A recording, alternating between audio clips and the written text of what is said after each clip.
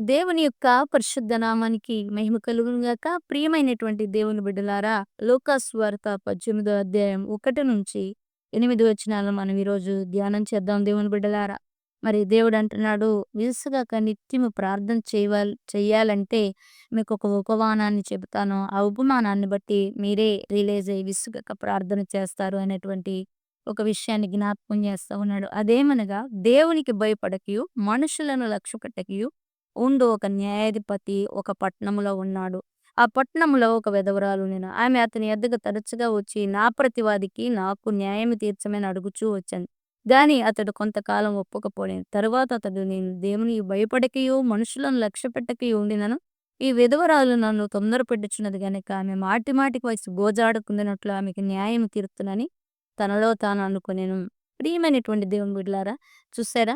మరి ఒక పట్టణంలో ఒక అన్యాయస్తుడైన ఒక న్యాయాధిపతి ఉన్నాడంట. ఆ న్యాయాధిపతికి ఉన్నటువంటి లక్షణాలేంటంటే, మొట్టమొదటగా దేవుని భయము లేనివాడు. రెండోది, మనుషులంటే అసలు లెక్క చేయడు. ఏంది అనేటువంటి ఒక తలెగరేసి మాట్లాడేటువంటి ఒక తత్వం కలిగిన వాడు. ఇతనొక జడ్జి, న్యాయాధిపతి. అయితే ఈ న్యాయాధిపతి దగ్గరికి ఆ పట్టణంలో ఉన్న ఒక విధవరాలొచ్చిందంట. ఆ విధవరాలంటుంది, "ఏందమ్మా ఏంది" అని ఉంటాడేమో నాకు తెలీదు గానీ, ఆ పట్నంలోకి ఆ విధవరాలు రాంగానే ఆమె అంటుందంట, "నాకు నా ప్రతివాదికి న్యాయం తీర్చంటే నేను తీర్చలేను పో. ఎందుకంటే నేననుకుంటాను, ఏ న్యాయవాది అయినా న్యాయం తీర్చాలి. ఇతను తీర్చట్లేదంటే ఈ విధవరాల దగ్గర తనకు కావాల్సిన ధనము, తన తన వాదనను తీర్చేటువంటి ఆ ధనం ఆవిడ దగ్గర లేదేమో బహుశా నాకు తెలీదు. ఎందుకంటే ఈరోజు ఏదైనా కూడా లంచంతోనే పనులు జరుగుతున్నటువంటి పరిస్థితులు. న్యాయం పక్షంగా ఏ వృత్తిలో ఉన్నవారైనా ఎక్కడో కొందరే న్యాయం పక్షంగా ఉంటున్నారు. చాలా మట్టుకు న్యాయం పక్షంగా నిలబడట్లేదు. అయితే ఈవిడైతే ప్రతిరోజు వస్తుందంట. తనను తాను ఆ న్యాయాధిపతికి, ఆ విధవరాలు కనపరుచుకుంటుందంట. ప్రియమైనటువంటి దేవుని బిడ్డలారా, నేనంటాను, నీ జీవితంలో జరుగుతున్న దగాకి, నీ జీవితంలో జరుగుతున్న అన్యాయానికి, నువ్వు గెలవలేనటువంటి పరిస్థితికి, నీతో మరి నీ పొరుగు వారి మీద నీకున్నటువంటి వాదనకి ప్రతి దినము దేవుని సన్నిధిలో ప్రార్థనా పూర్వకంగా కనబడుతున్నావా? ప్రతి దినము దేవుని సన్నిధిలో ప్రార్థనా పూర్వకంగా కనపడుతున్నావా? ప్రభువా, నాకు నా ప్రతివాదికి న్యాయం తీర్చు. ప్రభువా, నాకు నా ప్రతివాది నన్ను ఎంత ఇబ్బంది పెడుతున్నాడు. మన ప్రతివాది ఎవరండి అంటే దుష్టుడే దేవుని బిడ్డలకి. వాడు ఎన్నో రకాలుగా ఆరోగ్యపరంగా, ఆర్థిక పరంగా మరి అన్ని రకాలుగా మనల్ని ఏం చేస్తా ఉంటాడు ఇంకా హింసించి మన దగ్గర ఉన్నది లాక్కోవడానికి వాడు ప్రయత్నం చేస్తా ఉంటాడు దేవుని యొక్క బిడ్డలారా. మరి ఆ ప్రయత్నం చేస్తున్నటువంటి పరిస్థితిలో ఏం చేస్తా ఉన్నాడంటే అస్సల మరి ప్రతిరోజు ఏ టయానికి రమ్మంటే ఆ టయానికెళ్ళి కొంతకాలం, చాలా కాలం ఆ యొక్క అన్యాయస్తుడు అన్యాయస్తుడు కాదండి. దేవునికి భయపడినవాడు, మనుషుల్ని లక్ష్యపెట్టనిటువంటి అతని దగ్గరకు ఒక పేద విధవరాలిగా ఈవిడెళ్ళి ప్రతి దినము కూడా తనను తాను కొంతకాలం కనపరుచుకుందంట ఇట్లా. ఆ కొంతకాలం ఎంత కాలమో నాకు తెలీదు. ఆ కొంతకాలం తనను తాను కనపరుచుకుంటా ఉన్నప్పుడు, ఒకరోజు ఇతను ఆలోచన చేసుకున్నాడంట. ఏమని 4 వచనంలో చూడండి. అతడు, నేను దేవునికి భయపడకయు మనుషులను లక్ష్యపెట్టకయు ఉండెనని ఈ విధవరాలు నన్ను తొందరపెట్టుచున్నది. ఏమన్నా అయ్యా! అయ్యా! అంటుందా? లేదు. తనను తాను కనపరుచుకుంటుంది అంతే. తనను తాను ఎళ్లి, అయ్యా! నాకు నా ప్రతివాదికి ఈరోజన్నా న్యాయం తీర్చయ్యా! నాకు నా ప్రతివాదికి ఈ సాయంత్రం పూటన్నా, లేదు ఇప్పుడు బిజీగా ఉన్నా, రేపు రా నాకు కేసులున్నయి అంటున్నాడేమో! నాకు తెలీదు. మరేమంటున్నాడో ఏమో, కొంతకాలం వరకు ఆయన్ని మాత్రం ఈవిడ వదల. ఒక దేవునికి భయపడని, మనుషులు లక్ష్యపెట్టని న్యాయాధిపతినే ఈవిడ వదలలేదంటే, మరి తండ్రిని గౌరవిస్తూ, మనుషులని ఎంత పాపినైనా, ఎంత ఘోర పాపినైనా లక్ష్యపెట్టేటువంటి దేవుడు మనకున్నాడని మనం మర్చిపోకూడదు.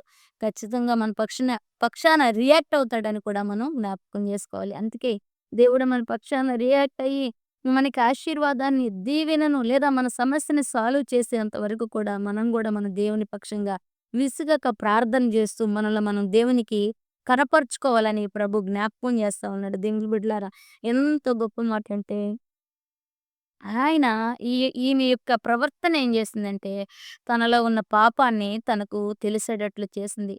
ఆయన ఇన్నాళ్ళు గ్రహించలే, ఇన్నాళ్ళు అనుకోలేదు. నేను దేవుడిని మామూలుగా యాటిట్యూడ్‌గా ఉండుంటాడు. నేను దేవునికి భయపడను, మనుషుల్ని లక్ష్యపెట్టను అని అనుకుని ఉంటాడు గానీ, ఈవిడ ప్రతిదినము కనపరుచుకోవడం వల్ల తనలోని బలహీనత తను తెలుసుకున్నట్లుగా, గ్రహించినట్లుగా లేఖన భాగం చెబుతుంది.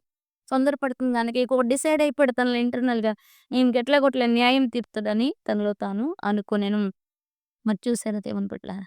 నేను తీర్చేస్తానిక. ఎందుకంటే చాలా కాలంగా, చాలా ఓపికతో, చాలా సహనంతో, చాలా సమయస్ఫూర్తితో నేనెక్కడ మరి ఉన్న నా ఆఫీస్ దగ్గర పడిగాపులు కాస్తీ ఉంటుంది గనక, మరి నా దోషమేంటో నాకర్థమైంది. నేను ఖచ్చితంగా ఈమెకి న్యాయం తీరుస్తాను. అంటే తనలో ఉన్నటువంటి ఆ న్యాయాధిపతిలో ఉన్నటువంటి ఒక బలహీనతను ఈమె ఏం చేసిందంటే తీసేసింది ఇప్పట్ల. న్యాయం అంటే అన్యాయ ఆ యొక్క దేవునికి భయపడని మనుషుల్ని లక్ష్యపెట్టనటువంటి వ్యక్తి పాపాన్ని ఈమె యొక్క ప్రవర్తన ఆ పాపం తను గుర్తించేటట్లుగా చేసింది. ఇట్లా ఈరోజు క్రైస్తవుడిగా, దేవుని బిడ్డగా, ఆత్మీయుడిగా నీ ప్రవర్తన బట్టి, నీ లైఫ్ స్టైల్‌ని బట్టి ఎదుటి వారిలో వాళ్ళ యొక్క దోషాలు కనబడుతున్నాయా? నువ్వు ఆలోచించేయి. ఏవో ఇదిగో తనున్నట్టు నేను ఉండలేకపోతున్నానండి. తను చేసినట్టు నేను చేయలేకపోతున్నానండి. తనలాగా నా లైఫ్ లేదేంటి అని ఎవరైనా నిన్ను చూసినప్పుడు, నీ ప్రవర్తన చూసినప్పుడు అనుకుంటున్నారా?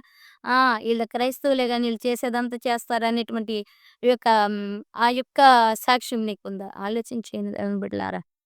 మరి దేవుడు మాట్లాడుతూ ఉన్నాడు. నువ్వు దేవుడిని నమ్ముకున్నావంటే, దేవునితో నీవు సహవాసం కలిగి ఉన్నావంటే, ఆయన యొక్క మంచి లక్షణాలన్నిటిని కూడా నువ్వేం జేయాలి? పొందుపరుచుకో. క్రమక్రమేణా తెచ్చుకోవాలి. మనం ఒక సాక్ష్యం విన్నాను. అంటున్నాడు దేవుని దగ్గరికి ఒక స్టెప్ దగ్గరికేస్తా ఉంటే దేవుడంట 100 స్టెప్పులు తన పక్షంగా ఏసాడంట. ఒక్కొక్క పాపాన్ని వదిలిపెట్టేసుకుంటూ, ఒక్కొక్క మెట్టు దేవునికి దగ్గరవుతుంటే 100 మెట్లు దేవుడేం జేశాడు? తనకు దగ్గరగా వచ్చాడంట. ఆ సాక్ష్యాన్ని నేను విన్నాను. ఎంత బావుందో! మరి దేవుని బిడ్డలారా మనం కూడా మరి మనలో మనం ప్రతిదినము దేవునికి కనపరుచుకొని కనబడుతా ఉన్నప్పుడు మనలో ఉన్న దోషాలు, మనలో ఉన్న పాపాలు కూడా దేవుడు కడిగేసి మనకేం జేస్తాడు? న్యాయం తీరుస్తాడు దేవుని బిడ్డలారా. అందుకే విసుగక దేవుణ్ణి ప్రతి విషయమందు అడగాలి. ప్రార్థన చేయాలి. అప్పుడు చేయాలి. కొద్దిసేపు చేయాలి. మరి నీకు సమయం ఉన్నప్పుడల్లా ప్రభా! పలానా విషయంలో నాకు సాయం చేయి ప్రభా! పలానా విషయంలో నాకు న్యాయం చేయి ప్రభా! పలానా విషయంలో నాకు ఇబ్బందిగా ఉంది తప్పించు ప్రభా! లేదా పలానా బలహీనత నన్ను వెంటాడుతుంది దాని నుంచి నాకు విడుదలనియ్యి ప్రవ్వా! అని అడిగినట్లయితే దేవుడు ఖచ్చితంగా నీ పక్షంగా ఏం చేస్తాడు?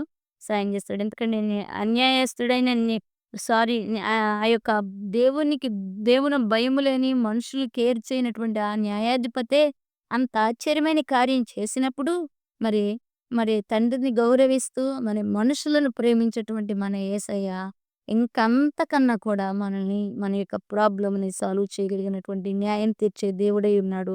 మన పక్షంగా దేవుడేం చేస్తా ఉన్నాడంటే దీర్ఘశాంతము చూపిస్తా ఉన్నాడు. మన పక్షంగా దేవుడేం చేస్తా ఉన్నాడు? దీర్ఘశాంతాన్ని చూపిస్తా ఉన్నాడు.